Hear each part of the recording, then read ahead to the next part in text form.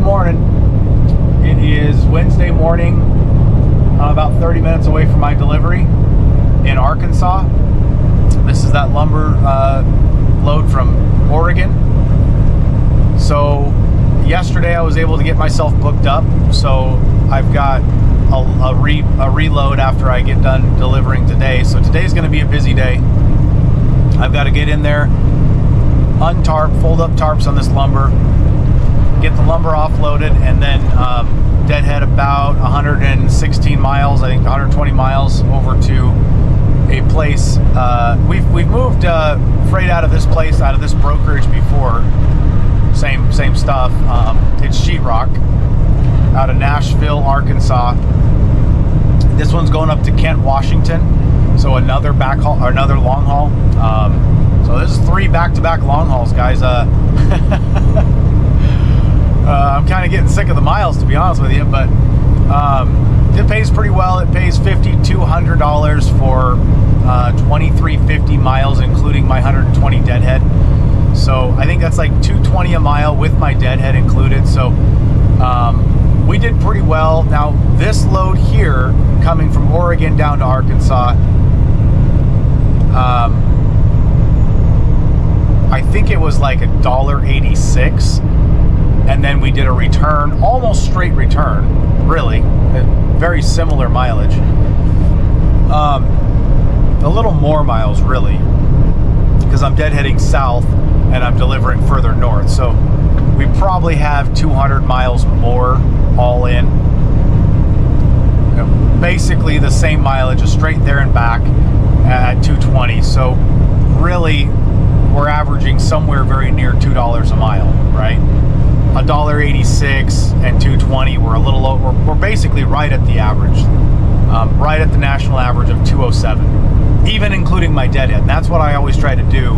If we can take that DAT number of 207 a mile and hit that number even after we figure in our deadhead, then we're doing pretty good, because we're technically beating that number a little bit if we don't include our deadhead.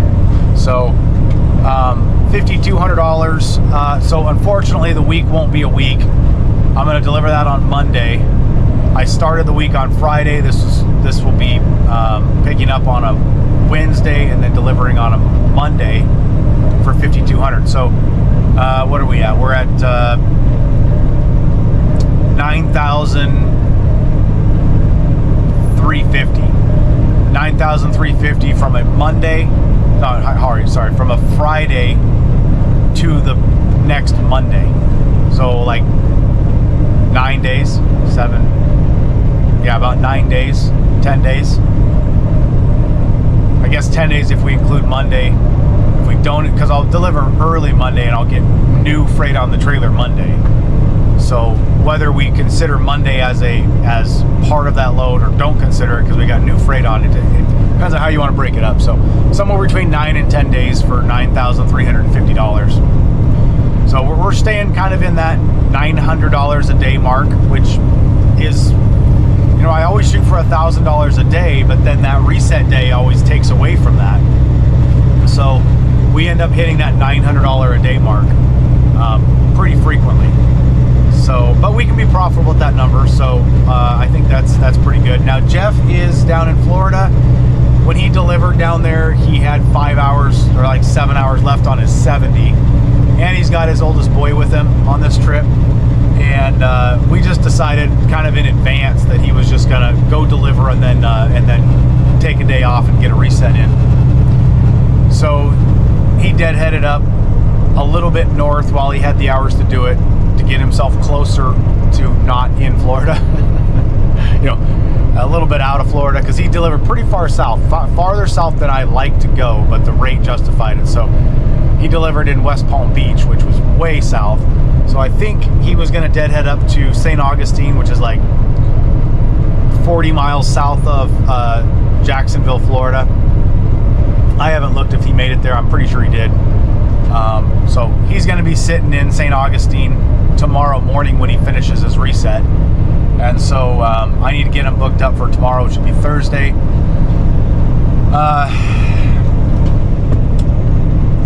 So that's going to be a little bit complicated today because I've got to get in there and deliver. I'll be there just a little bit before 8 in the morning, Central Time. And I've got to fold up tarps. It's going to be fairly, busy. I'll be in there folding up tarps, getting everything put away while they're unloading the freight. I probably will have zero time. And as soon as they get the freight off my trailer, it's time to boogie to go get my sheetrock, right? So, and I think I have to get sheetrock before 2:30 in the afternoon, which I should have plenty of time. The problem is where am I going to find time to park, pull up the laptop, and try to make sure Jeff has a load pre-booked for tomorrow? The other thing is that he's got some stuff, family stuff going on, that he was trying to be home for the 1st of November. And today is what, the 22nd? No, today's the 20... What is today? Today's the 22nd, yeah. So, and home is North Idaho, Spokane region. So, we're kind of locked into a very narrow set of things that we need to accomplish to be able to get him back home by the 1st. So that puts me in a spot where I can't just take whatever, which is typically what I end up doing on these days where I'm pretty, booked up on my schedule, and then I also have to sit down and somehow get a load booked for Jeff that hits the numbers we need it to hit, and now I have to also, not only hit the numbers that we need it to hit as far as profitability, we have to also make sure that we're lining up that load to where he can be home. Now, he's said, look, if I don't get home, it's fine, but let's try to get home. So we're going to try to get home. And normally we can do a pretty good job. We've got some time left, so, and I've got one extra day, so we could probably just take tomorrow, let's see, Thursday, we could probably just take whatever short haul that we find out of somewhere southern Georgia. We already expected deadheading to Georgia to find a freight. That's pretty typical in the flatbed market. And if it would have been a different situation where he had hours, we probably would have looked to reload him in Florida. But he didn't have hours. He had his boy with him, and he delivered at like 10 in the morning. Or no, he delivered at 8 in the morning, and he was empty by 9 or 10. And he had his boy with him, and he couldn't reset Wednesday. Tuesday. He couldn't hang on. What day is today? Yeah, Wednesday. He couldn't reset Tuesday because he already logged in to deliver, and so he had a longer than usual reset, which I try not to do. But he's got his boy with him, and it didn't bother him. It didn't bother me. So take a longer reset. You're down in Florida. Enjoy the time. So we could do a quick a short haul for him on Thursday, deliver Friday, and then repick Friday with a long haul. But depending on where that short haul goes, it will dictate where what we get for a long haul. Because we need to be on the other side of the country come next week. So we'll see. It's going to be a little bit of a busy day for me, and too bad I couldn't have scheduled it to where I was on an all-day drive day on the day I need to book Jeff, because then I could pull over for an hour 147 on the right and I-430 south. Spend some time on the laptop without cutting into my day too much. Because if I'm parked for an hour and I'm just on a drive day, it only delays my when I get parked. Really, it doesn't really change anything. But when I'm on a drop and a repick day, normally drop and repick days, I barely get to eat. Just because I got a boogie, so we'll see. But I did get me booked up, so that's good. I don't have to worry about that. It kind of crossed my mind. I wonder if it would have been better for me not to book myself up, just go in and deliver, then go park, spend time making sure I got Jeff's loads booked, maybe even book 2 of them, book a short haul and a long haul all at the same time, line them all up. And then late in the day today, I'm in a good market. Maybe that would have been a better strategy. Focusing on Jeff's loads first while I'm parked, while I'm empty. again, this is the battle I always deal with, guys. I always deal with, you know, what strategy works best, or, you know, I end up always 47 on the right to I-430 not having an ideal schedule on my end, because I have to allow time for me to make sure that I get Jeff booked.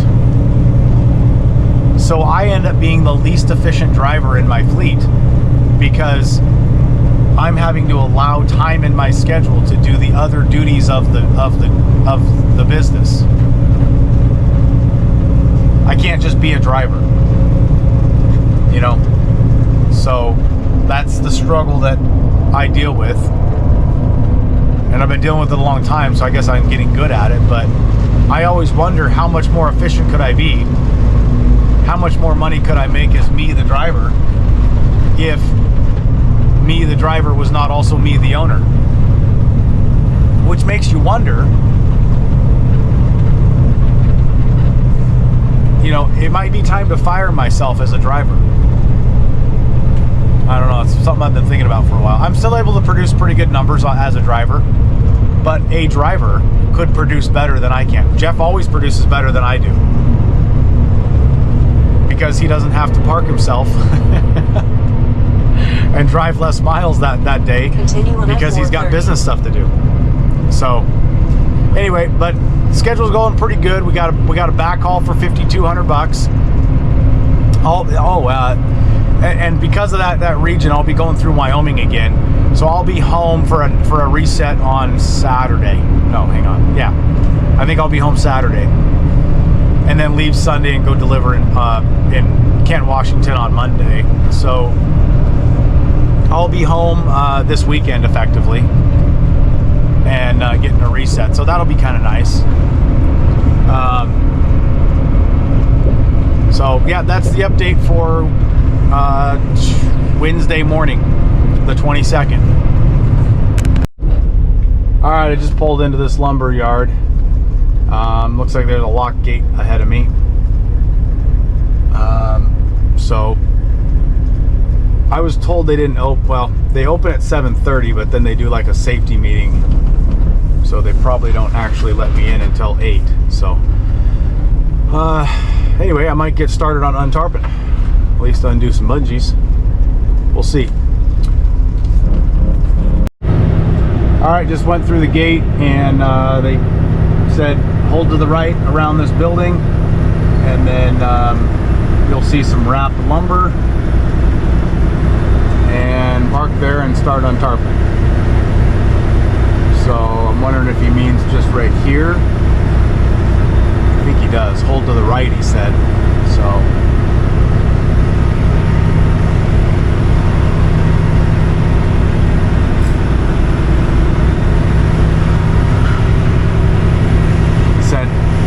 you'll see a bunch of wrapped lumber. So yeah, I'm gonna assume it has to be right here. I'm gonna give room for both sides so that they can get, actually I'm gonna pull up a little bit right there where that lumber's not in my way.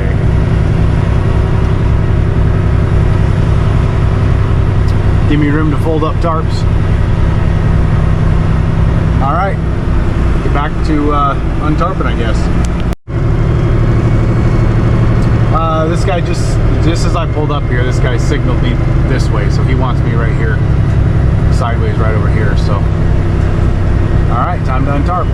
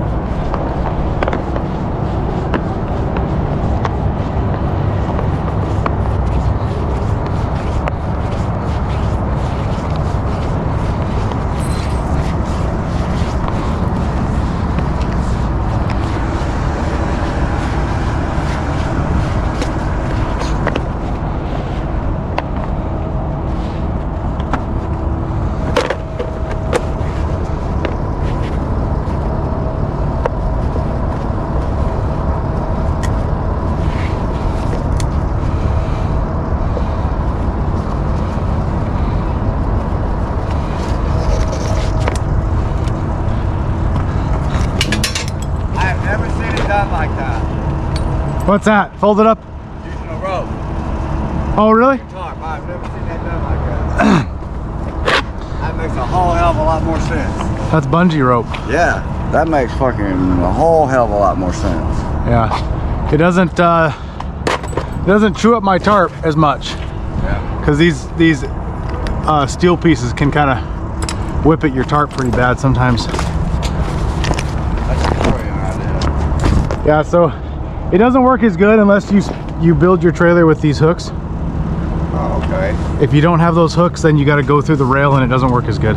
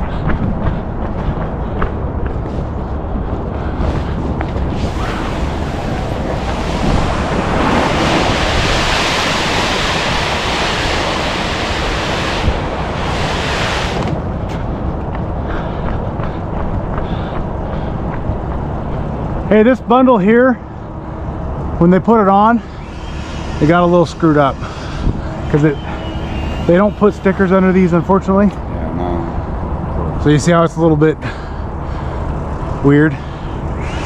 So you might want to, I don't know if you want to grab it from this side so it doesn't get more. Yeah, I don't know.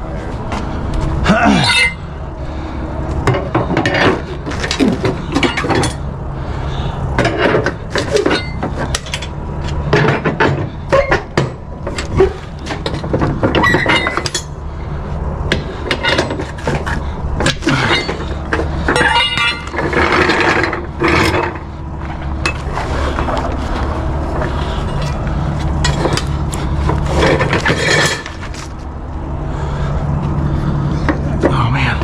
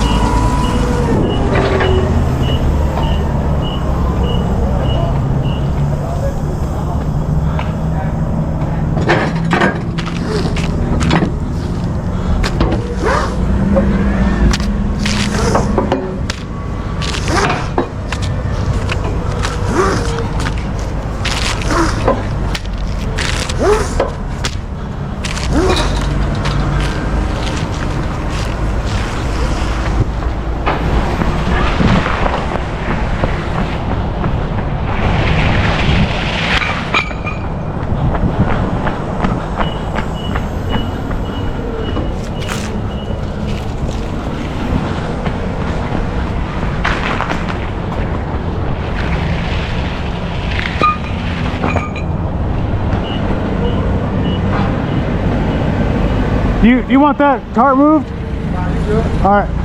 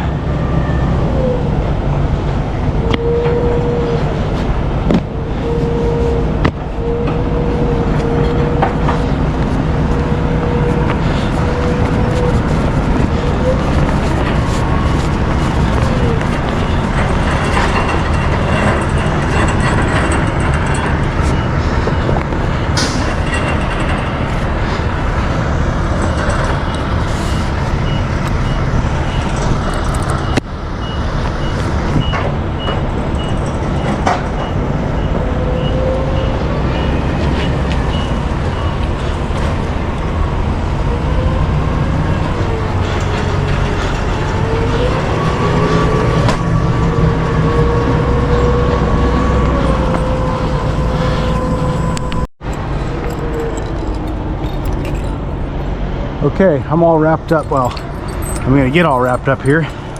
They got me done. I just signed paperwork.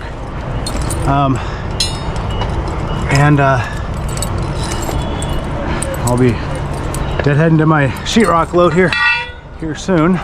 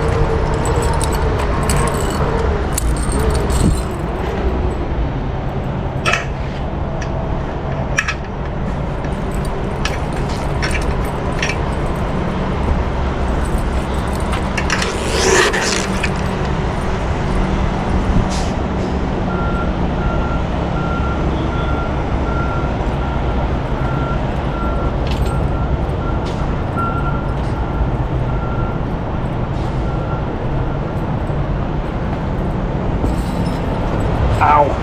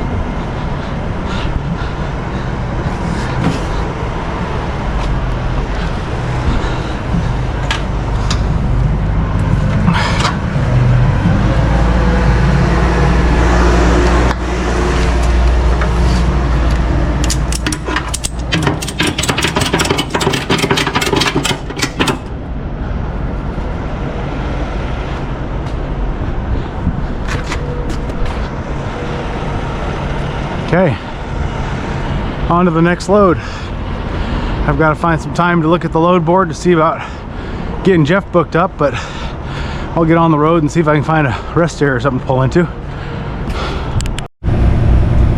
All right, I just got through the gate at the gypsum plant, going to get my sheetrock. So it sounds like they have a tarping. Well, what they do at a lot of these places is they gotta load you inside because it's sheetrock, and then you go to a different spot. A lot of times you'll drive to a different spot inside the building where they have a tarping crew there, and they will drape your tarps for you. And then you'll just bungee them down and then strap over the top of the tarp in a lot of cases, because you don't have time to strap before they're already draping tarps. So you just end up strapping edge protector right over the top of the tarp. So we'll see how it works.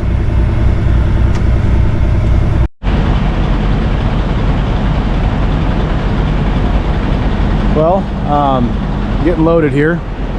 There we have it, a little bit of it. So they've got a tarping station outside, and it looks like they've got employees that get up there. So see over there, they've got these tarping stations. Basically, they're able to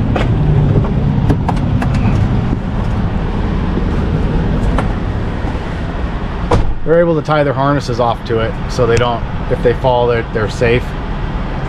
And from what they told me inside, some facilities require the driver to harness up and use that, and other facilities have employees that are only allowed up there. So looks like this is that one, and then they put some plastic over it as well. So that's how it works around here.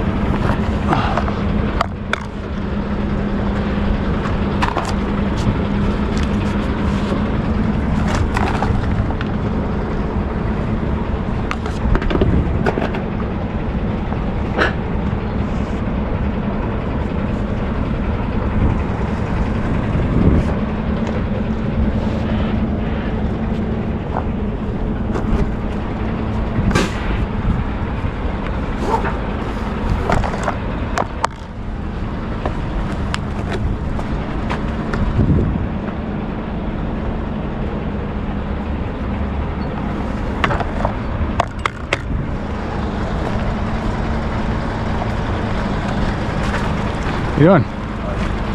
Pretty good. You? Good. Can I help you with the tarping job? I guess I'm not allowed up there. I mean, I don't know. Make 2 more of these and then I'm done.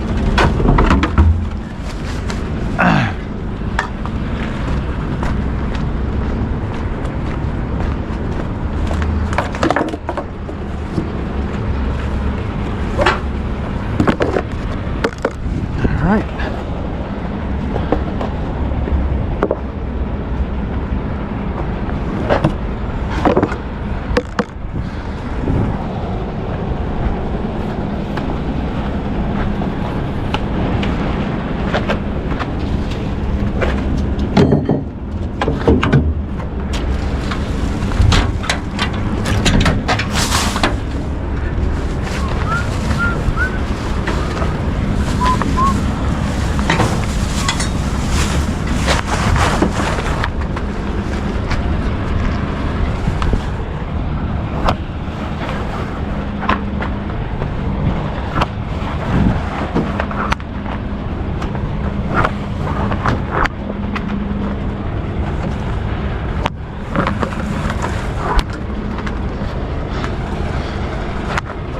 Okay, I didn't put edge protectors on that because I don't really know if it's going to matter. We can't really get an edge protector on there because of where those fall. And that top is not a very, and I can be easy on these straps, not over tighten these 3 because I can't go forward or backwards. Hope that's not a bad decision, I don't know. It's gonna be kind of hard to get those protectors up there, honestly.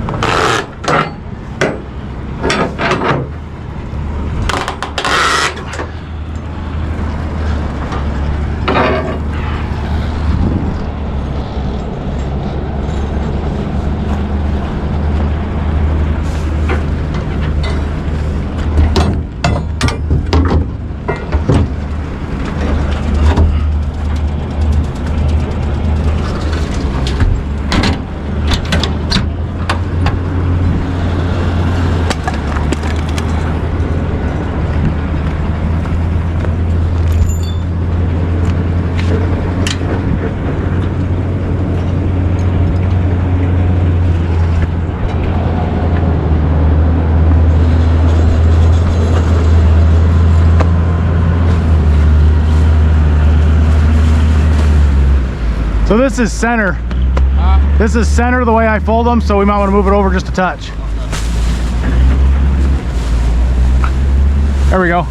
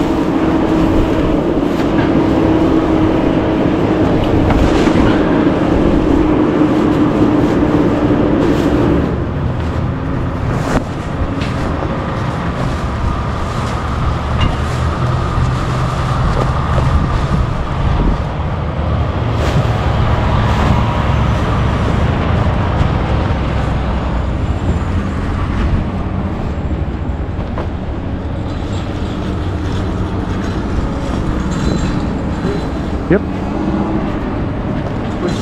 Yeah, no problem. Appreciate you. Actually, I'm gonna leave that up there for a second.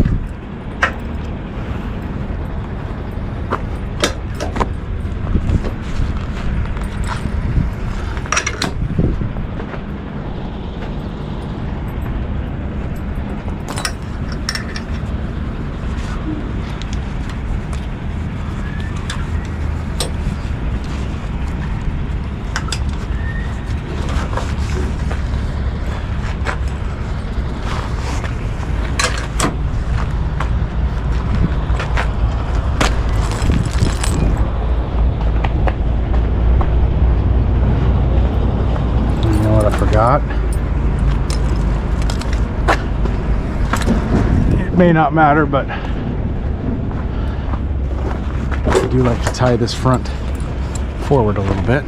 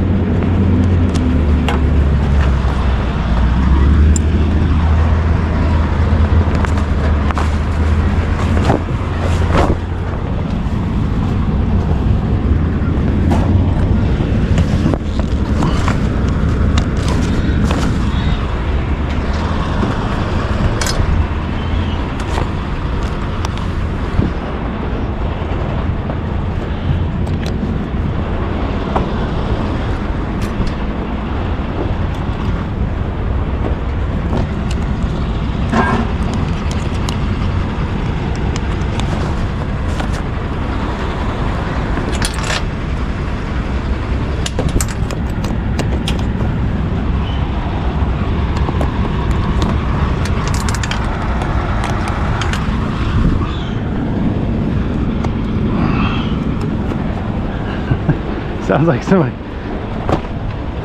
murdering a pig over there. What in the world? Ruh-roh. There we go.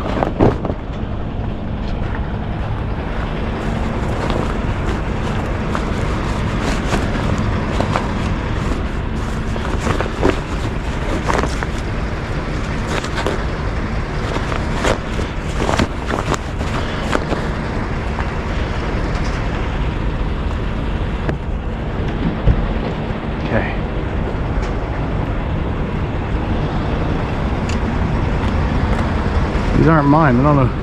I found these on the ground. They're a little different than mine. Finders keepers. What did I need to do over here? Didn't I need to do something else? Oh yes.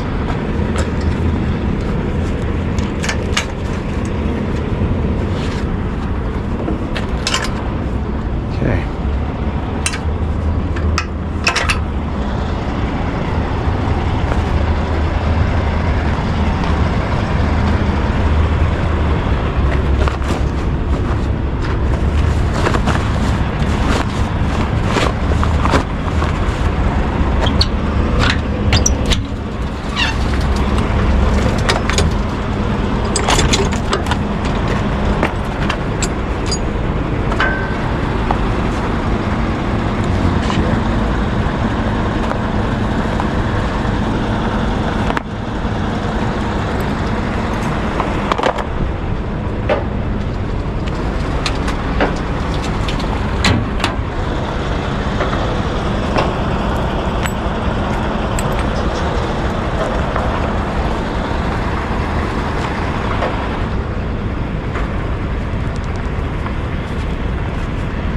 Okay, this load is almost complete. I will, I'm down in Nashville, Arkansas now.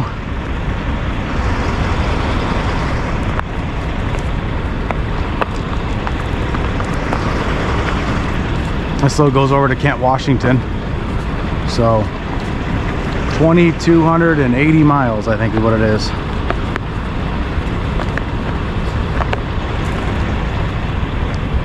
And this load pays $5,200.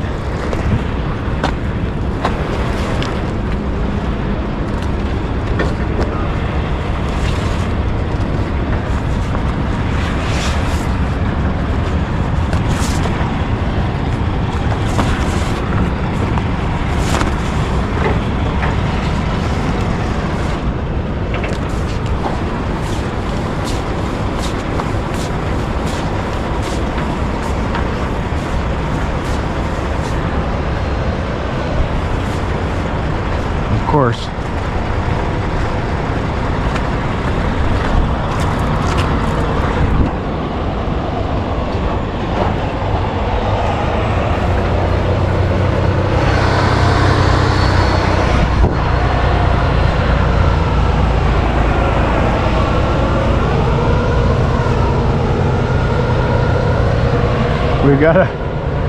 We gotta go back through that windstorm they call Wyoming, my home state. So we better do a pretty good job tarping, because otherwise we're gonna show up there with a couple of threads left on our tarps.